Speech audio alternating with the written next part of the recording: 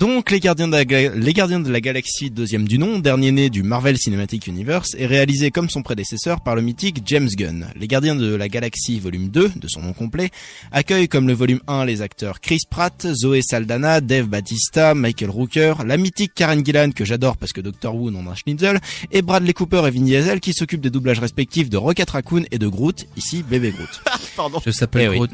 Et du côté des petits nouveaux, façon de parler, on accueille pour ce deuxième opus le légendaire Kurt Russell, Pomme Clémentif qui est moins connu même si j'ai bien l'impression que ça va pas durer, et un certain nombre de caméos trop cool sur lesquels on reviendra.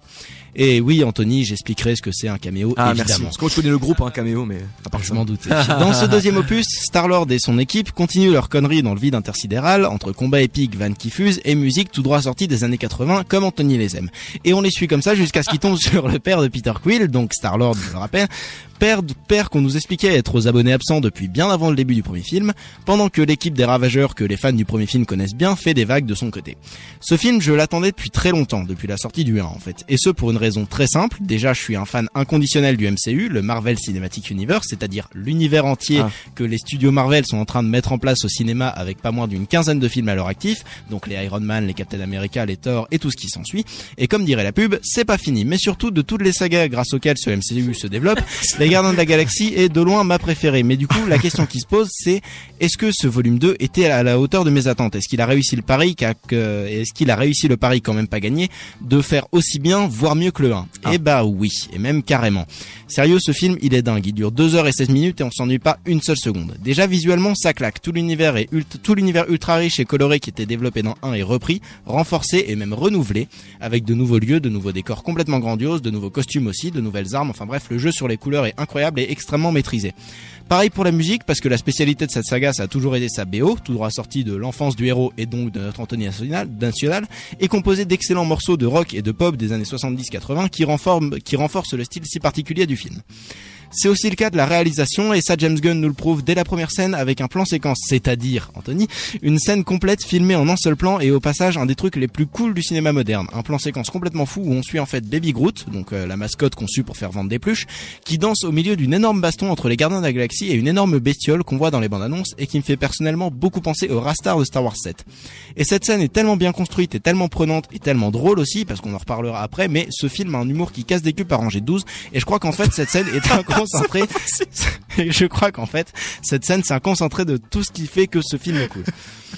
Et dans les trucs qui font la qualité de ce film, il y a aussi les acteurs qui sont juste énormes. Déjà les principaux qu'on voyait déjà dans le 1, bien sûr, par exemple Chris Pratt et Zoe Saldana font un travail remarquable, et j'adore décidément le personnage de Drax joué par Dave Bautista, ancien catcheur de son état, qui est probablement devenu dans ce film mon gardien de la galaxie préféré, tellement son background et sa philosophie sont bien foutus, planqués derrière les quelques blagues potaches qu'on voit dans les bandes annonces.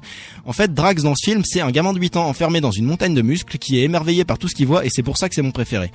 Ensuite, faut parler aussi un peu de Karen Gillan qui joue la sœur toute bleue de Gamora. Et là, si vous savez pas de quoi je parle, je peux plus rien faire pour vous. Et Karen Gillan, c'est genre une de mes actrices préférées au monde, juste à côté de Emma Stone et Jennifer Lawrence. Et curieusement, elles ont toutes joué dans au moins un Marvel. Cela dit, même si la performance de Karen Gillan reste exceptionnelle dans ce volume 2, elle a déjà fait mieux ailleurs, et pour ça, je vous renvoie à la série Doctor Who. Chez les nouveaux, Kurt Russell est énorme et ça étonne personne parce que c'est Kurt Russell. Et Pomme Clémentif, qui est vraiment passée à 2 doigts de s'appeler Pomme Clémentine, est exceptionnelle et incroyablement touchante malgré le fait que son personnage soit introduit dans ce film et qu'on la connaisse pas du tout. Et je voudrais faire remarquer au passage que Pomme Clémentif est une actrice française, et que franchement, une française dans le MCU, moi je dis chapeau. Et tant qu'on est sur les acteurs, on va parler comme promis des caméos. Les caméos, pour Anthony et pour tous les auditeurs qui se posent la question, c'est les apparitions de célébrités dans des films pour faire plaisir aux fans. Par exemple, Stan Lee, le papa de Marvel Comics, a fait un caméo dans chaque film Marvel sorti à ce jour depuis à peu près les années 2000. Et celui-là échappe pas à la règle, avec une petite subtilité qui rend son personnage incroyablement plus profond pour les fans de comics qui savent un peu de quoi il cause. Mais alors, des caméos, ce film, il en est bourré à craquer. Déjà, on a Sylvester Stallone, Rocky en personne, qui joue plus un personnage tertiaire qu'un personnage de caméo, mais qui est clairement là pour faire plaisir aux fans. On a David Hasselhoff, le Michael Knight de la série K2000, mais et si vous connaissez pas ça, vous êtes encore plus jeune que moi, et ça fait peur. Michael connaît bien pour le coup. Sinon, côté personnage, on a aussi, comme dans le 1, un caméo d'Howard the Duck, un personnage des comics que les fans s'amuseront à repérer, et il paraît que Miley Cyrus fait aussi une apparition, mais honnêtement, je l'ai pas repéré. Avec ou sans culotte? Apparemment avec, parce que c'est un film tout public, donc je suppose qu'elle l'a gardé. Et pour les métalleux qui nous écoutent, et je pense qu'ils sont pas beaucoup, mais ça se tente, sachez que le mythique musicien Rob Zombie fait une apparition comme dans le 1. Mais bon, ce film, il pouvait pas avoir que des qualités non plus, parce que même le meilleur film du monde, que je ne citerai pas ici, parce que je ne ferai des ennemis et que c'est dur de prononcer Scott Pilgrim vs. The World, a des défauts, ça fait partie du jeu. Alors, quels sont les défauts de ce deuxième opus des Gardiens de la Galaxie? Eh ben, premièrement, sa VF. Me faites pas dire ce que j'ai pas dit.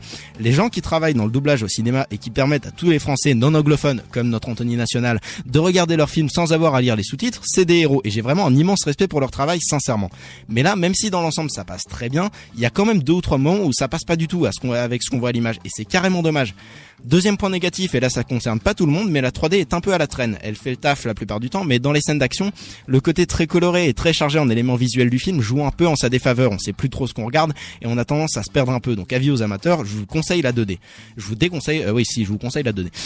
Et troisième point négatif, probablement celui qui m'a le plus dérangé pendant le film, la relation Yondu-Quill. Donc pour ceux qui n'ont pas suivi la saga, Yondu c'est le chef d'une équipe de ravageurs, des brillants de l'espace, et il a entraîné plus qu'élevé le héros Peter Quill, aka Star-Lord, jusqu'à ce que celui-ci le double.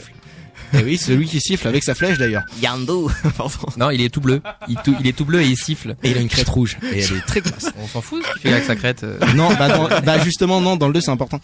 Sauf que là, dans le but probablement de rajouter de l'épaisseur émotionnelle. Non, tu ne fais pas de blague sur l'épaisseur, Anthony. Je n'en ferai pas. Parle de sa croûte alors. Sauf que là, dans le but probablement, sa crête.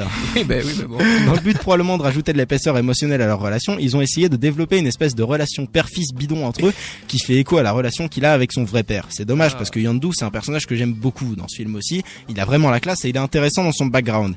Mais là, ils ont essayé d'en faire trop dans le mélo avec lui et c'est un peu dommage. C'est d'autant plus dommage que c'était pas nécessaire en plus, parce que pour ce qui est des relations intéressantes et pour le coup vraiment intelligentes avec des scènes fortes qui maîtrisent parfaitement le côté émotionnel, on avait les scènes entre Mantis et Drax qui sont de loin les plus puissantes du film d'un point de vue développement de personnage.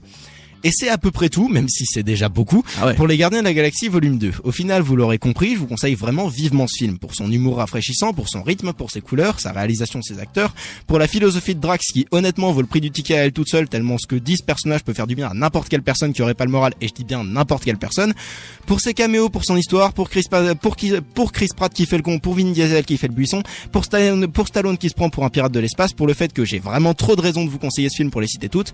Allez voir les Gardiens de la Galaxie 2, et si vous pouvez pas parce que vous avez pas vu le 1, déjà sans déconner, et ensuite regardez le 1 et allez voir le 2, il vaut le coup à un point que vous pouvez même pas vous imaginer. C'est tout pour cette chronique qui était vraiment beaucoup trop longue, mais c'était nécessaire. Vous aurez compris l'idée, je pense. S'il y a un film à voir cette semaine, c'est celui-là, et pour ça, comme pour tout le reste, je ne peux pas faire autrement que de vous conseiller d'aller voir les Gardiens de la Galaxie volume 2.